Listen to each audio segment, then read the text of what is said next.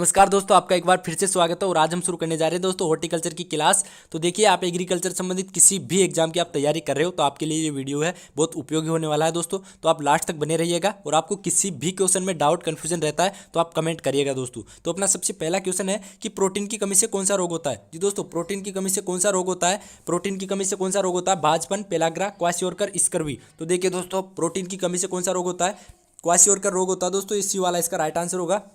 Protein की कमी से क्वाशियोरकर रोग होता है। इसके अलावा दोस्तों स्कर्वी, पेलाग्रा और बाजपन है, ये विटामिन की कमी से होते हैं। विटामिन की कमी से दोस्तों बाजपन, पेलाग्रा और स्कर्वी ये तीनों रोग होते हैं, जबकि प्रोटीन की कमी से दोस्तों क्वाशियोरकर रोग होता है। स्कर्वी रोग की बात करें दोस्तों तो विटामिन सी। जी दोस्तों, स्कर्वी रोग विटामिन सी की कमी से होता है। और पेलाग्रा रोग है विटामिन B5।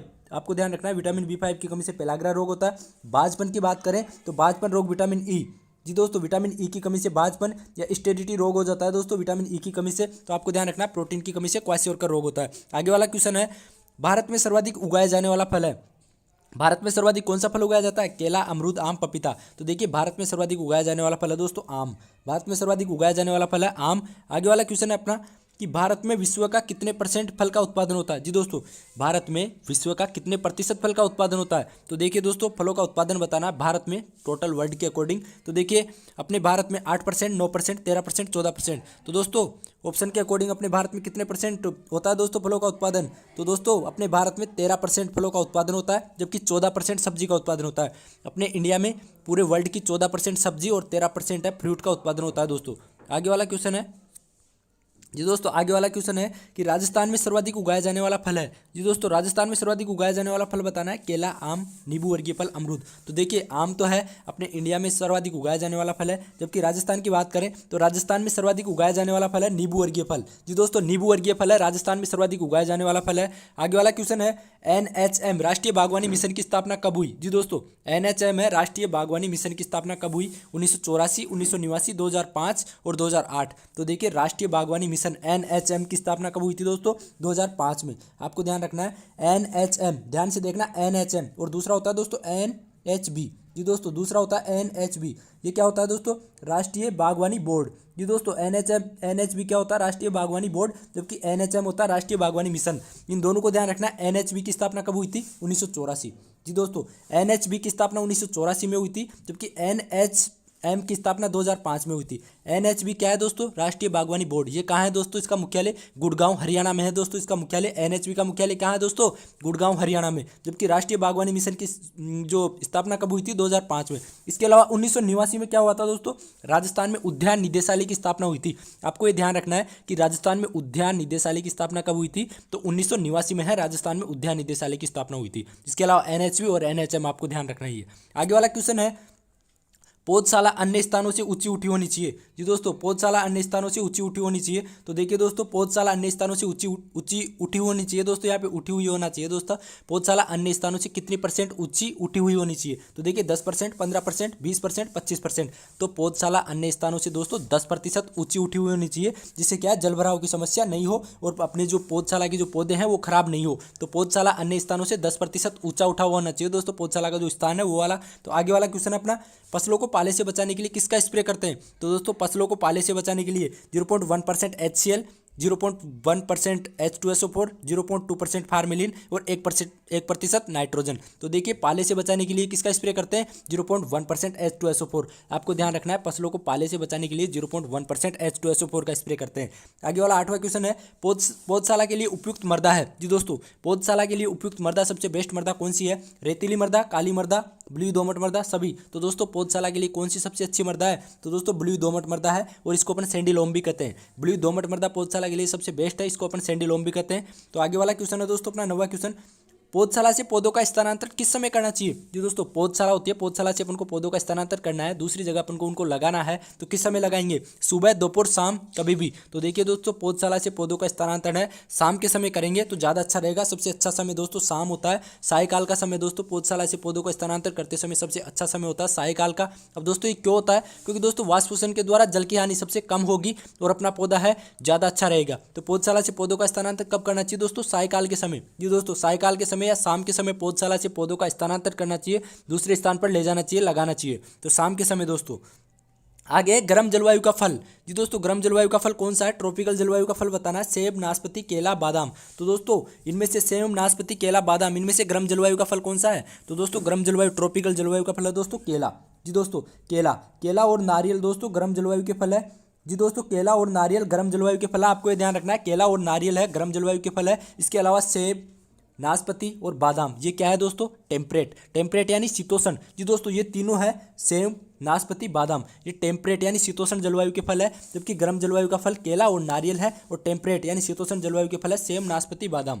आगे वाला क्वेश्चन है, कौन सी विधि में वर्गाकार विधि की अपेक्षा दोगुने पौधे लगाए जाते हैं? जी दोस्तों वर्गाकार विधि की अपेक्षा दोगुने पौधे कौन सी विधि में लगाए जाते हैं? आयताकार, त्रिभुजाकार, पंचभुजाकार, षटभुजाकार विधि। तो दोस्तों दोगुने पौधे कौन सी विधि से लगाए जाते हैं? तो दोस्तों पंचभुजाकार जो विधि है, जी दोस्तों पंचभुजाकार जो विधि है, पंचभुजाकार विधि से दोस्तों दोगुने पौधे लगाए जाते हैं। जबकि षटभुजाकार विधि से 15%, जी दोस्तों 15% अधिक पौधे कौन सी विधि से लगाए जाते हैं? षटभुजाकार से। आपको ध्यान रखना, षटभुजाकार विधि से 15% अधिक पौधे, जबकि जो पंचभुजाकार विधि है उससे वर्गाकार विधि की अपेक्षा दोगुने पौधे लगाए जाते हैं। आगे वाला क्वेश्चन है अपना, कलम लगाते समय कलम को उपचारित करते हैं। दोस्तों कलम को किससे उपचारित करते हैं? कलम को अपन लगाते हैं तो किससे उपचारित करके लगाते हैं? IAA, IBA, HCl, H2SO4। तो दोस्तों किससे उपचारित करते हैं कलम को? दोस्तों कलम को उपचारित करते हैं IBA, इंडोल ब्यूटारिक एसिड। जी दोस्तों IBA से कलम को उपचारित करते हैं। और कितनी मात्रा में लेते हैं दोस्तों? 1000 से 2500 ppm। जी दोस्तों 1000 से 2500 ppm है इसकी मात्रा लेते हैं दोस्तों, किसकी? IBA की। जी दोस्तों ppm में इसकी मात्रा लेते हैं, कितनी? 1000 से 2500 ppm में IBA की मात्रा लेते हैं, और इससे कलम को उपचारित करते हैं कलम को लगाते समय। किससे दोस्तों? IBA से। आपको ध्यान रखना है, IBA से कलम को उपचारित करते हैं। आम की बहुवर्णीय किस्म है। जी दोस्तों इनमें से आम की बहुवर्णीय किस्में बतानी है, ओलूर, मुलगोवा, बेलाडी, सभी। तो दोस्तों आम की बहुवर्णीय किस्म है दोस्तों सभी, ये ओलूर, मुलगोवा, बेलाडी, ये सभी आम की बहुवर्णीय किस्म है, आपको ध्यान रखना है। आगे वाला क्वेश्चन है, पपीता में मादा व नर का अनुपात रखते हैं। जी दोस्तों पपीता होती है पपाया, उसमें मादा व नर का अनुपात कितना रखते हैं दोस्तों?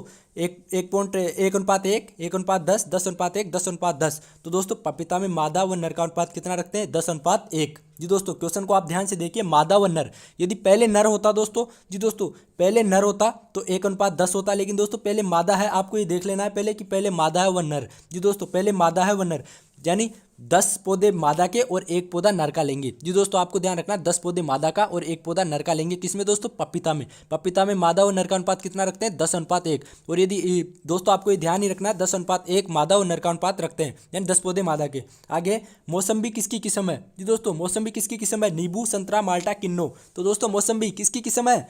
नींबू, संतरा, माल्टा, किन्नो। तो दोस्तों मौसम्बी है माल्टा की एक प्रचलित किस्म है, जो महाराष्ट्र की है, प्रचलित किस्म है। जी दोस्तों महाराष्ट्र की सबसे प्रचलित किस्म है माल्टा की, मौसम्बी महाराष्ट्र की प्रचलित किस्म है दोस्तों, तो आपको ध्यान रखना है मौसम्बी माल्टा की किस्म है। आगे वाला क्वेश्चन है, केले का प्रवर्धन किससे करते हैं?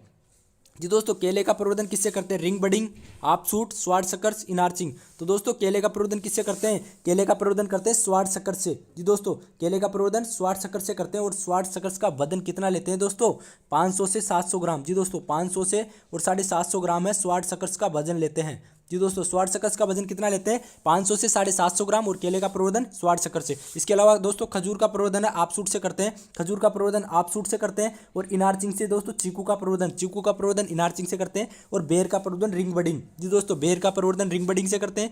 और चीकू का प्रवर्धन इनार्चिंग से। और खजूर का प्रवर्धन ऑफशूट से। और केले का प्रवर्धन स्वार्ड सकर् से। आपको ध्यान रखना है। और उसका वजन कितना लेते हैं दोस्तों? 500 से 750 ग्राम। आगे वाला क्वेश्चन है अपना, सेवालों का अध्ययन कहलाता है। जी दोस्तों सेवालों का अध्ययन करना क्या कहलाता है? माइक्रोलॉजी, फाइकोलॉजी, एंटेमोलॉजी और एपीकल्चर। तो दोस्तों सेवालों का अध्ययन क्या कहलाता है? सेवालों का अध्ययन कहलाता है दोस्तों फाइकोलॉजी। आपको ध्यान रखना है, सेवालों का अध्ययन फाइकोलॉजी कहलाता है। जी दोस्तों सेवालों का अध्ययन फाइकोलॉजी कहलाता है। एंटेमोलॉजी कीटों का अध्ययन कहलाता है। जी दोस्तों एंटेमोलॉजी कीटे का अध्ययन। इसके अलावा एपीकल्चर है। जी दोस्तों एपीकल्चर मधुमक्खियों का जो पालन होता है उसको एपीकल्चर बोलते हैं। तो आपको ये ध्यान रखना है दोस्तों कि सेवालों का अध्ययन फाइकोलॉजी। आगे वाला क्वेश्चन है दोस्तों, सूखी मिर्च में भंडारण के लिए नमी की, जी दोस्तों यहाँ पे नमी है, सूखी मिर्च में भंडारण के लिए नमी की मात्रा होनी चाहिए। जी दोस्तों नमी की मात्रा कितनी होनी चाहिए दोस्तों सूखी मिर्च में भंडारण के लिए? तो दोस्तों आपको ध्यान रखना है सूखी मिर्च में नमी की मात्रा कितनी होनी चाहिए। यदि सूखी मिर्च को अपन को भंडारण करना हो दोस्तों मिर्च को, तो उसमें नमी की मात्रा कितनी रखते हैं? 5%, 8%, 10%, 12%। तो दोस्तों सूखी मिर्च में भंडारण के लिए नमी की मात्रा 10% होनी चाहिए। आपको ध्यान रखना है कि सूखी मिर्च में नमी की मात्रा 10%। आगे वाला क्वेश्चन है, बैंगन की सूत्रकृमि प्रतिरोधी किस्म। जी दोस्तों बैंगन की सूत्रकृमि प्रतिरोधी किस्म है आपको बताना है बैंगन की सूत्रकृमि प्रतिरोधी किस्म है पूसा बिंदु, अर्कासील, अन्नामलाई, पंत, ऋतुराज। तो देखिए दोस्तों बैंगन की सूत्रकृमि प्रतिरोधी किस्म कौन सी है दोस्तों? अन्नामलाई। जी दोस्तों अन्नामलाई है बैंगन की सूत्रकृमि प्रतिरोधी किस्म है। अब जी दोस्तों बैंगन की सूत्रकृमि या एफिड प्रतिरोधी, आपको ये भी ध्यान रखना है, सूत्रकृमि की जगह एफिड भी आ सकता है। बैंगन की सूत्रकृमि या एफिड प्रतिरोधी किस्म कौन सी है? अन्नामलाई। आगे वाला क्वेश्चन है अपना। जी दोस्तों आगे वाला क्वेश्चन है, बैंगन में कड़वापन किसके कारण होता है? जी दोस्तों बैंगन में जो कड़वापन होता है वो किसके कारण होता है? Anthocyanin, solasodine, goitrogenic. तो दोस्तों बैंगन में कड़वापन किसके कारण होता है दोस्तों? सोलासोडिन के कारण। जी दोस्तों सोलासोडिन के कारण दोस्तों बैंगन में कड़वापन होता है। दोस्तों आपको ध्यान रखना है कि बैंगन में कड़वापन किसके कारण होता है? सोलासोडिन के कारण। इसके अलावा एंथोसाइनिन के कारण क्या होता है दोस्तों? बैंगन का बैंगनी रंग होता है। जी दोस्तों बैंगन का बैंगनी रंग किसके कारण होता है? एंथोसाइनिन पिगमेंट के कारण। आपको ध्यान रखना है बैंगन का बैंगनी रंग एंथोसाइनिन के कारण, जबकि बैंगन में जो कड़वापन होता है वो सोलासोडिन के कारण होता है। जबकि जो दोस्तों बैंगन के सूखे फल होता है उनमें गोइट्रोजेनिक पदार्थ पाया जाता है। ये दो वाला दोस्तों सी वाला, बैंगन के सूखे फल होते हैं उनमें गोइट्रोजेनिक पदार्थ पाया जाता है, जबकि बैंगन में कड़वापन सोलासोडिन के कारण होता है और एंथोसाइनिन के कारण बैंगन का बैंगनी रंग होता है। आगे वाला क्वेश्चन है अपना, आलू में खोखला तना रोग होता है। जी दोस्तों आलू में जो खोखला तना, जी दोस्तों होलोस्टेम, जी दोस्तों होलोस्टेम रोग है जिसे खोखला तना बोलते हैं। ये किसके कारण होता है? नाइट्रोजन की कमी से, नाइट्रोजन की अधिकता से, ऑक्सीजन की कमी से और ऑक्सीजन की अधिकता से। तो दोस्तों आलू में खोखला तना रोग किसके कारण होता है दोस्तों?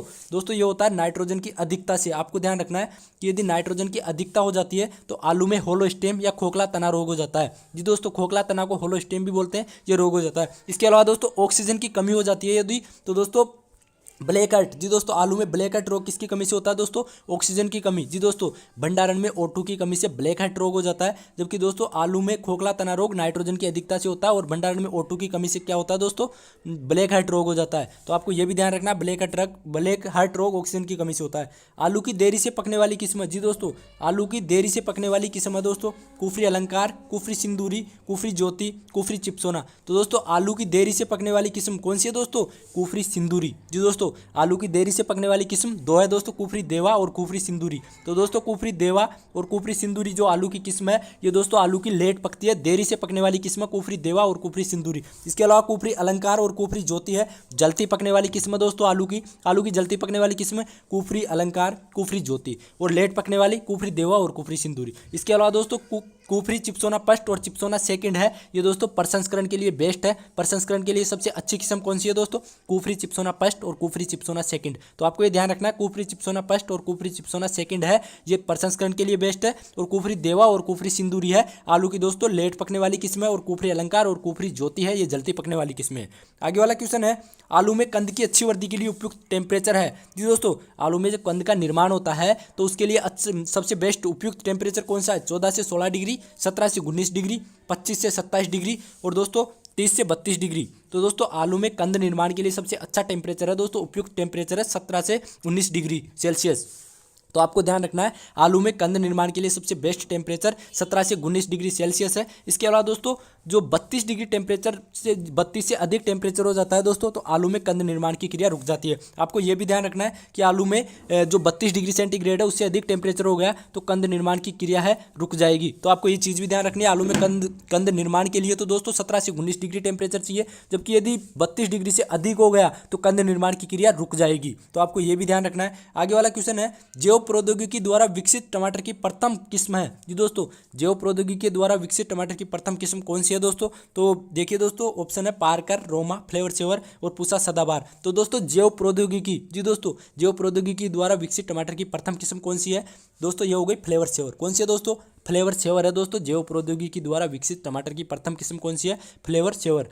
जी दोस्तों फ्लेवर सेवर है। इसके अलावा आगे वाला क्वेश्चन है दोस्तों, टमाटर की 1 हेक्टर फसल बुआई के लिए कितनी नर्सरी की आवश्यकता होती है? जी दोस्तों टमाटर है उसकी अपन को 1 हेक्टर में बुआई करनी है तो उसके लिए अपन नर्सरी लगाना चाहे तो कितनी क्षेत्रफल की आवश्यकता होगी दोस्तों? 150 मीटर, 250 मीटर और 400 मीटर और 500 मीटर। दोस्तों टमाटर के 1 हेक्टर की बुआई के लिए दोस्तों 250 मीटर, जी दोस्तों 250 मीटर स्क्वायर है क्षेत्रफल की आवश्यकता होती है दोस्तों।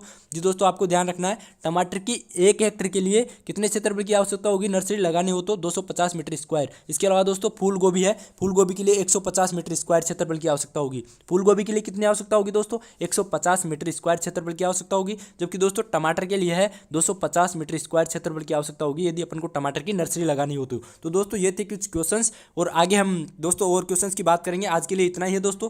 कैसे लगे दोस्तों आपको ये क्वेश्चंस, और आपको कुछ डाउट कन्फ्यूजन हो तो आप कमेंट करके पूछ सकते हो। इतना ही था आज के वीडियो में। जय हिंद, जय भारत दोस्तों।